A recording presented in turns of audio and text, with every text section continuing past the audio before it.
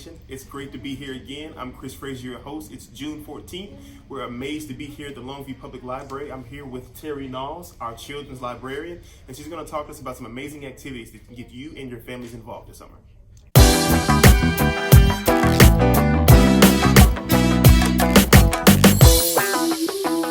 With a lot of excitement, we've got some summer exciting news with full swing ahead. We want to know what's going on. So with your reading schedule, what are some of the importance of enrichment for summer reading? The reason we do a summer reading club is to keep the summer slide from happening. When kids go a length of time without reading, they tend to regress in their skills. So by continuing with reading and keeping their brains active and their bodies moving, it helps reduce that summer slide leading into the fall of school. Absolutely, and it also keeps those students engaged with their learning and keeping track where they are and where they need to continue growing. So another question, we've heard about your program about Beanstalk. So tell us about this free and personalized book recommended program. Okay, Beanstalk is a digital program that allows kids to track the amount of reading they're doing during the summer, and tells them when they've earned their rewards to come into the library and pick their prizes. And it also, as a part of that service, they offer a recommendation. They'll recommend books based on what they've read before or their age group, and then so kids can get those recommendations and come into the library. But also, if they come to the library, we have a great youth staff here that is very good at recommending books and helping adults as well. So parents and kids, we're glad to make recommendations here in the library.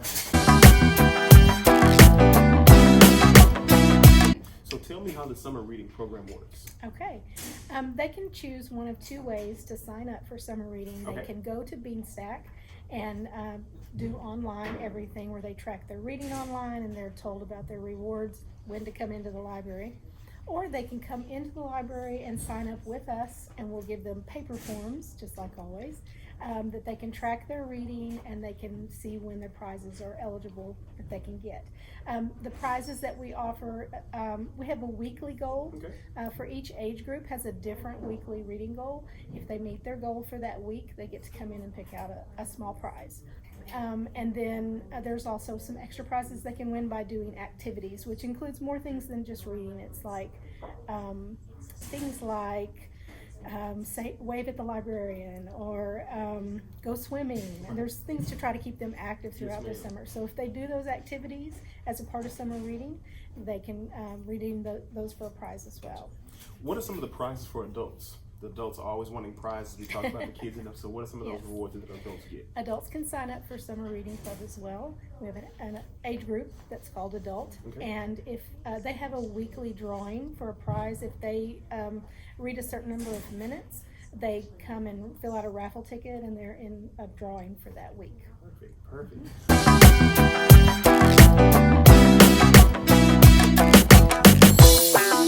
All right, moving along, we've got some more questions for you. Let's talk about summer Legos at the library. How does this virtual program strengthen our students' academics, and is there any age requirements with that? Yes, Legos are a very popular thing with kids. For our purposes, for Summer Reading Club, Saturdays is our Lego time, and we do a virtual premiere of the Lego theme for that week. And it's for kids 8 and up. And if they whatever the theme is that week, they make a creation at home and they send us a picture in the comments of Facebook. Gotcha. And there will be 3 winners, 1 in each age category for those Lego. Gotcha, that sounds awesome. So I know I'm not in that age group, but could I be a winner as well? The 3 age groups to win the Lego challenge are 0 to 5, 6 to 12, or 13 to 18. Oh, you missed me by just a little bit. I'm afraid we left out the adults. Gotcha, no problem at all. Let's go ahead and keep going forward with our interview.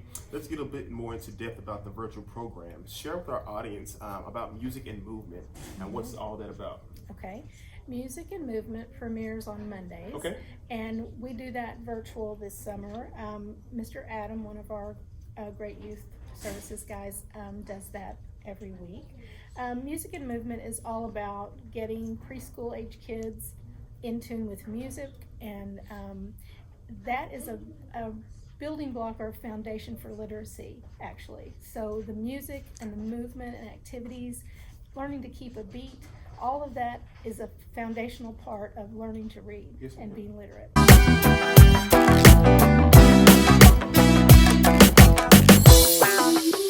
And with some of those programs you talk about, these are all awesome programs for our students in our community.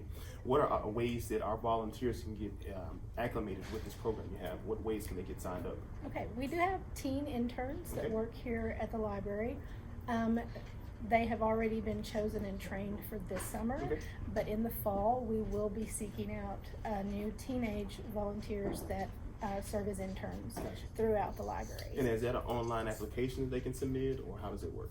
They would need to talk with Miss McKenzie in our youth department, is in charge of our interns, and she would set them up with an application. Gotcha.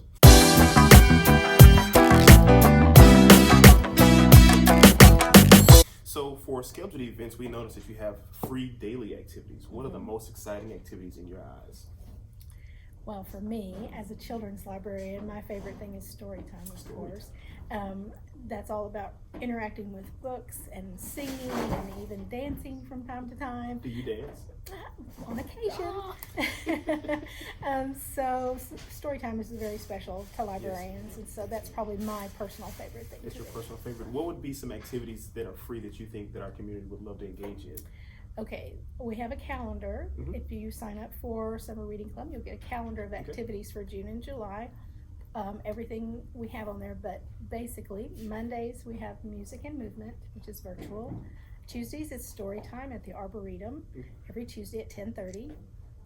Wednesday we have a live performer that comes out of the Arboretum also.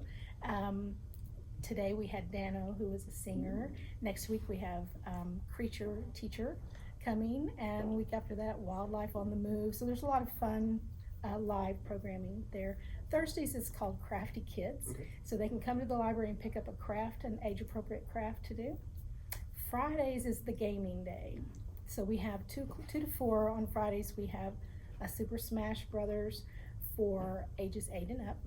And we also at the same time have out family board games on tables in the library that you can bring your family and interact and do a board game together.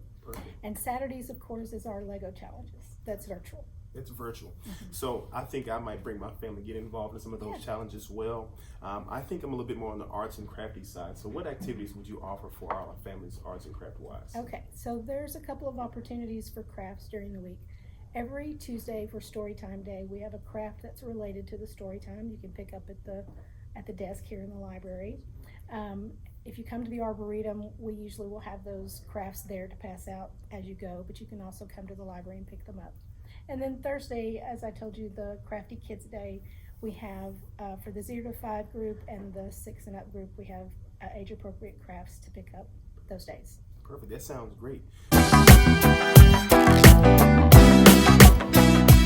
So I got lucky today, and Terry's got a little free time. She's going to give me a tour of the library. So Terry, I'm going to follow you. Okay, this is our children's area here at Longview Public Library. We have over 10,000 books in this area for children to come and browse and read and select books to take home. We have a reading area over here where they can sit and read while they're here in the library. A lot of comfy things to sit on for kids. And then we have our book stacks over here, which this is our fiction section, and fiction's against the back wall, and then we have picture books throughout here. These are easy readers that parents can read to kids. This is fiction continued. We have lots of tables for kids to sit at if they want to read with their parents, or if they want to play a game here, that's fine. And then we go into the nonfiction section of the library. Nonfiction being books about things instead of stories. Magazines for them to read. We also have in the back of our collection, we have audiobooks, books on tape that they can read, books that come with CDs so they can have the books read to them. If families are coming in and they're trying to get a library card, what's the process in that? And is that card free? Is there a charge for that card? Okay, so to get a library card, they would just need to come to the front desk of the library. It's totally free. The first one you get is free. If you need to replace that, if you lose it and have to replace it, there's a $5 charge. But the first one's free. And right now, if you come, the library card you get has Baby Yoda on it. Yes. And so over here we have Mr. Adam. Hello, Mr. Adam. This is our children's desk. If you have questions about the library collection, you need help with finding a book, anything like that, our guys that are working the desk are always available and happy to help. Perfect. Okay. What's your favorite book, sir? My favorite book, at least on this side of the library, I would have to say is Hatchet by Gary Paulson. Gotcha. That's That was a big one for me when I was a kid. Perfect. We'll have to check that out. Oh yeah. Yes. My favorite book, you want to know my Yes, favorite book? absolutely. My favorite book from the children's section would probably be by Stevens, Platypus Lost. Platypus Lost, Platypus Found. This story goes around and around. It's my favorite book. We also have computers in this area and a printer, and you can ask for help getting on the computers in this area. And then we have lots of book displays.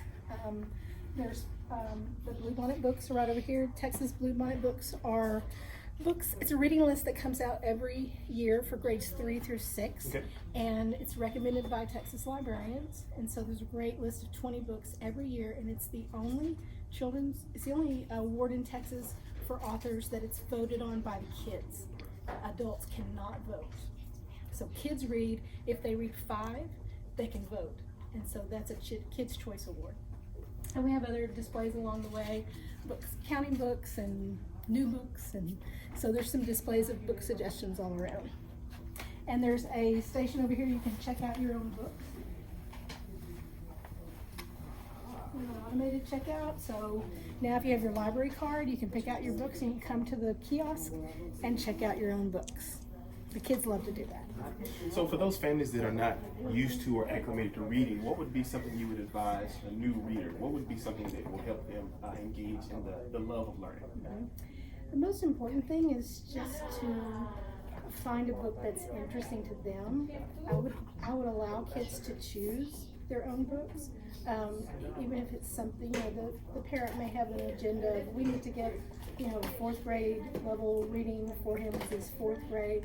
I wouldn't worry so much about that. I would, as long as they're reading something, doesn't really matter what level it's on, doesn't matter what kind of book it is, if it's a magazine, if it's a graphic novel, reading is reading. So to get them interested and to keep them interested, the best thing is to let them have a choice in it. Yes, ma'am. And so, some students do have learning disabilities, and some adults as well, and we want to make sure that we take care and cater to all those families. Yes. So those that are struggling with reading, do you have any programs that are for tutoring for reading at all? We don't have any tutoring this summer. There is usually tutoring that may become available in the fall. I believe it was on Tuesday evenings. So that may be something that's offered in the fall when school starts back. There are so many opportunities here for kids, whether they're struggling with their academics. There's always a good reading choice for them. That's when, if you're not sure what would be a good level book to get for someone who's struggling, talk to the children's desk people and they can give you recommendations. Librarians here, this is Mackenzie.